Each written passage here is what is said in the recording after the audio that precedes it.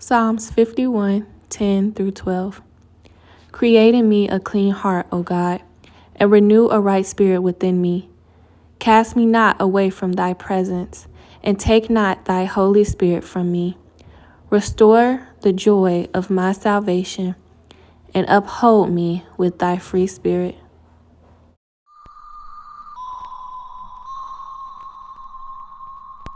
Hey fasties, and if you're new, welcome. My name is Reese, and this is the Fast Track to Health, where we use fasting to lose weight, become healthy, and to maintain. In today's video, we're going to be talking about the biggest lie I believe that kept me fat. I got my hair straightened a while back. It is time for me to revert. So I was like, why not go ahead and record this video? I can focus on talking to y'all and deep conditioning my hair. Okay, so I've been getting a lot of requests on doing a hair video as well. If you're one of those people, make sure you acknowledge yourself in the comment section below. I want to see y'all, I want to say what's up, and just know I'm doing this video for y'all. It's time for me to revert. I didn't hold on to it long enough, y'all.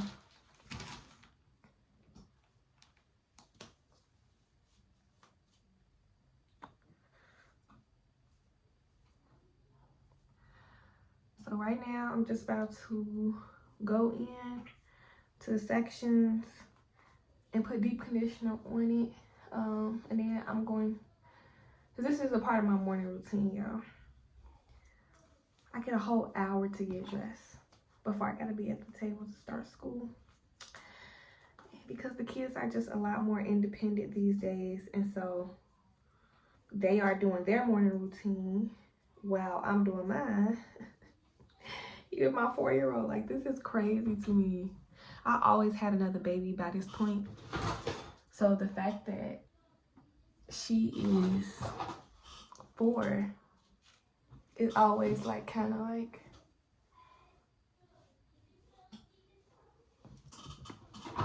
it's unbelievable to me that I have this much freedom, and we worked on a lot of independence like within the last 2 years. So like, she 4, but like, and she has older siblings, of course that helps, but like, she do a lot on her own.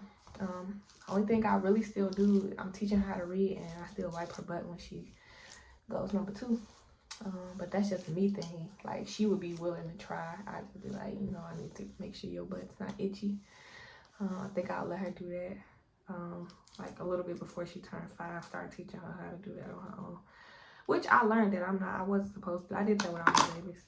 I'm not supposed to do that. I'm supposed to teach them how to wipe when they learn how to go to the bathroom. But my babies learn at like 2. And it's like, who? No, I'm not doing it. All right, so all this rambling, let's get to the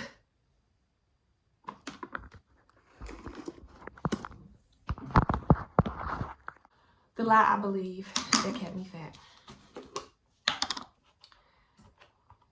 And it just simply was, y'all, that I thought that I could do the same thing and get a different result. I could keep my old habits. I could sacrifice for a little while, you know, to lose a couple pounds and then go back to the same things that got me big in the first place and be, you know, a healthier person, a smaller weight. Like, I don't know how or why that was my mindset, but for so long, when I look back on the situations, like, I'm funny. I really thought I was going to be able to lose 50 pounds and keep up the same bad habits of snacking, overeating, running to food when I was sad or happy or frustrated, and keep the weight off. Not move my body, you know, sit around and just be like lazy, you know, not wanting to move. I really thought that I would be able to sustain that weight loss, even if it was like, you know, my little 20 to 30 pounds that I would keep losing over and over again. I thought it would be a situation where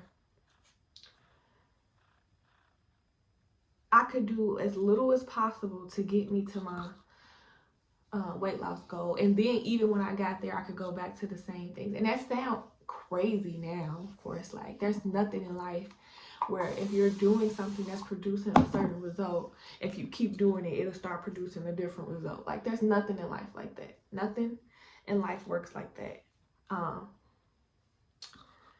That follows, you know, the natural rules, laws of life. Certain actions have certain outcomes. And that's just the way life goes. But for whatever reason, that's what I was hoping, some miracle I would be able to experience with my health journey. And it's just because, honestly, I wasn't ready. I was not ready to make the lifelong changes that I needed to live the life that I wanted to live or get the results that I wanted to have. Like, a lot of sacrifices I could have made. And it took me, you know, years to realize or accept simple things. Like, I realized over the years that it's easier for me to commit to home workouts than it is for me to, like, get everybody up and out the house and go to the gym. Now, some people, that might work for them. Or maybe they got, you know, or maybe they spouse has a flexible schedule where they can get up and go to the gym when their husband gets home or before. Like, because I'm a stay-at-home mom and his field of work, like, his hours is crazy. Like, that's the one thing I hate, absolutely dislike about his job, is because the hours are crazy. Now, I'm able to take it, you know, and stay home with the kids, like, and not be, you know, super stressed out. But I'm not, because everything is all on me, I'm not sharing the responsibility of dragging them around, not even with, like, a grandparent or anything. Literally, everything is on me. So one more thing of getting out the house to go work out, and then with it just being for me, like, a lot of things I try to do for multiple kids, or, you know, at a time. Like track they did this summer. All 4 of them were able to participate. And then it's like, you want me to get up out the house, get everybody dressed presentable, get us out the house at a certain time period so I can go pour into myself, and then come back home, like, make my life harder. Like, it just seemed like impossible and unbearable. But when I was like, you know what, Reese, you have stairs at this house. You have a nice neighborhood you can walk. You have home workouts. Like, YouTube has so many different strength training, body weight exercises. Like, over the years, all of that stuff had to come together for me to be able to understand that I could get the results of what I wanted. I still had to make sacrifices, but I could do it within the environment that I set for myself. I had to shape that environment, and I had the power to do that. I was the mom, you know. I could set the pace and the tone of our environment. And so I had to get better with myself. And it's like, okay, now that you're doing everything at home, now you got to have the discipline to do it. And you don't have that.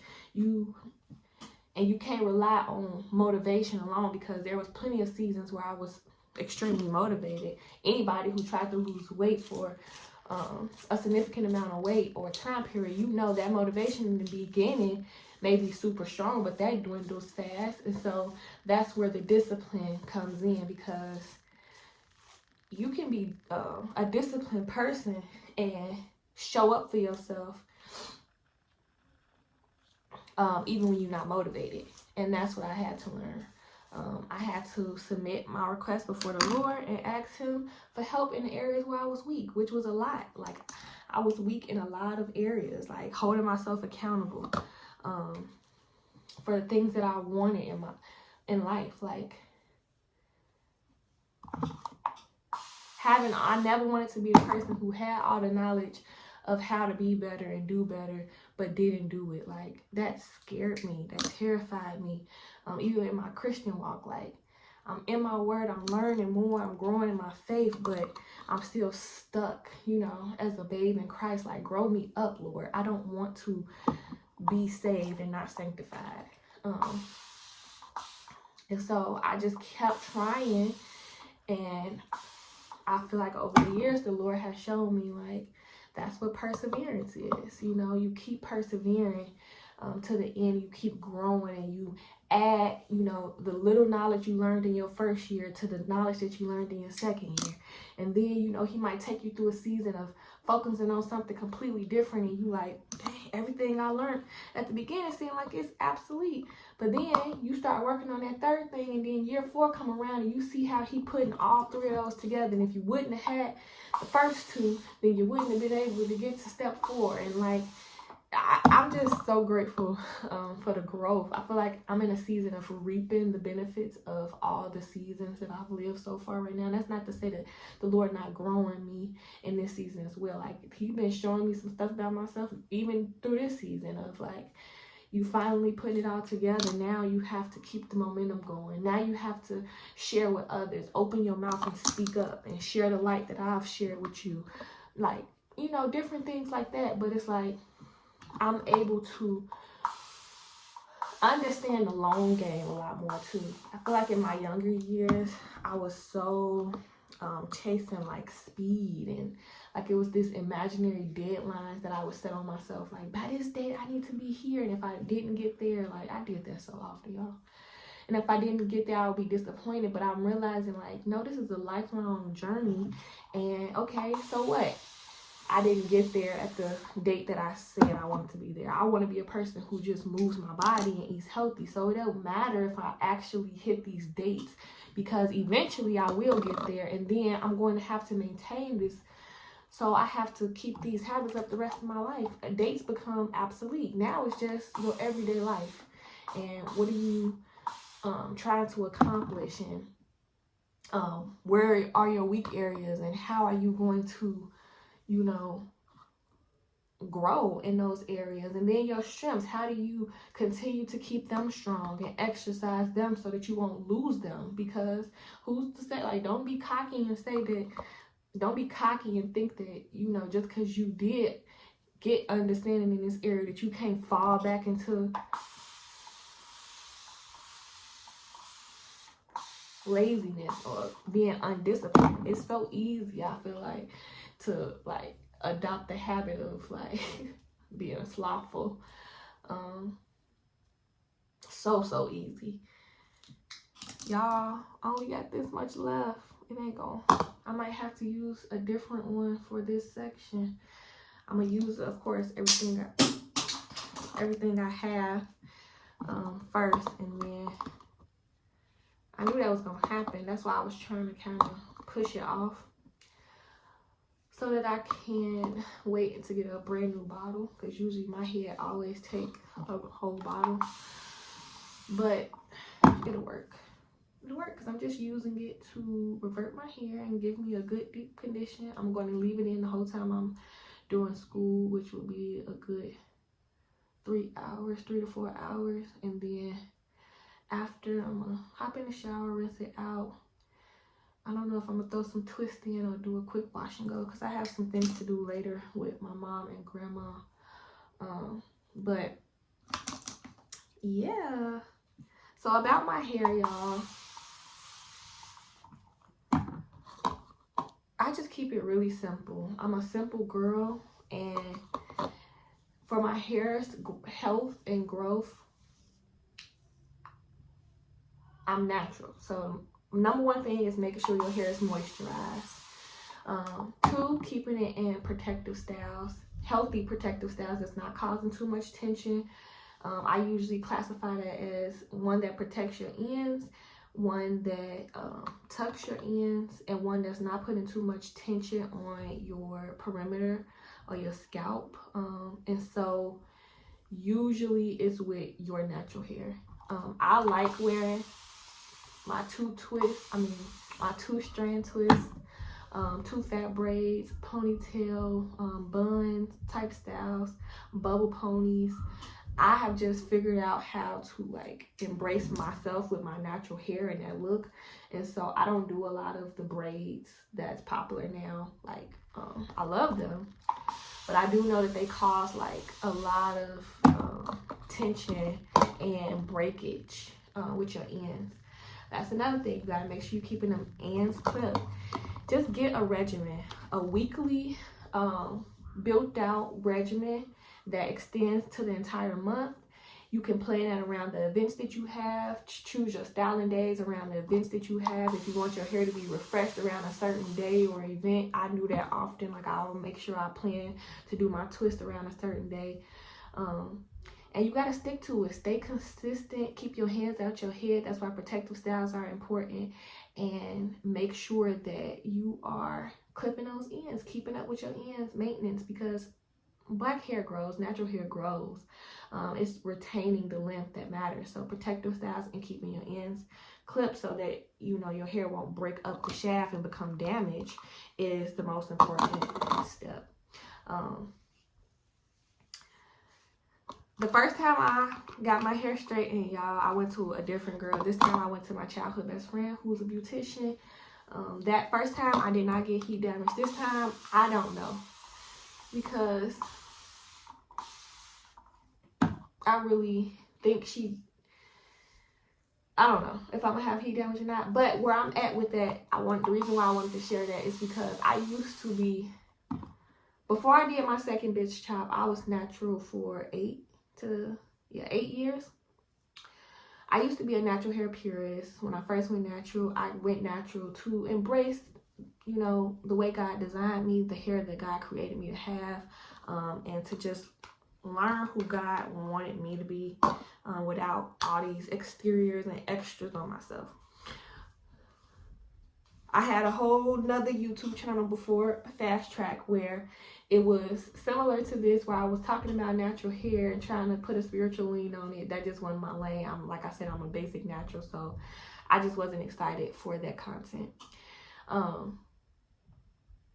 But yes, I was a natural hair purist. I was a person who's looking like, I'm not straightening my hair. When I did straighten my hair, like, I would go years without it. I grew my hair to tailbone length, and it was fun. It was very fun. I learned a lot. Everything that I do now, I learned in that season of my life. I'm very grateful for it.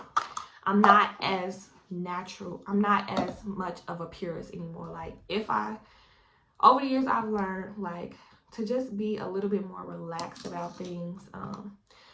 I'm still going to take care of my hair and do the best I can to keep it healthy. But, like, if I want to straighten my hair, I feel the freedom to be able to do that. And if my hair does even get a little bit of heat damage, like, curls are not uniform in the first place. And so, while it's nice to experience your natural curls that come out your head unbothered, untamed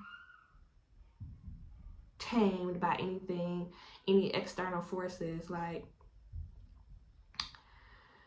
at the same time, even those curls are not uniform. The idea of what curly hair is that it's wild. It's one curl might be going this way and one curl might be going this way. It's hard to tame and keep under control. And so I've just gotten to a place where it's like, even if I do have slight heat damage, like, I will clip my ends slowly if I feel like it's, like, you know, unbearable. But if it's just, you know, my curls are a little loose in one area and it still looks fine, like, so be it. Like, so be it. I had fun with having my hair straight. It was easy to maintain for a little while. And my hair is still healthy. You know, at the end of the day, my ends are still healthy. The strength of the strands are still healthy. Like, I'm good. So I hope that this was beneficial to y'all. I know I was, like, trying to combine 2 different topics in one video, but I feel like it worked out. I hear my kids now, they're starting to get loud, so they must be done with breakfast. Hopefully they doing a job in cleaning up that kitchen table so that so we can just start school when I get downstairs. I'm gonna put my shower cap on. I'm gonna wet it a little bit more because I want it to really revert while I'm sitting, and then get dressed and start my school day. Thank you so much for watching.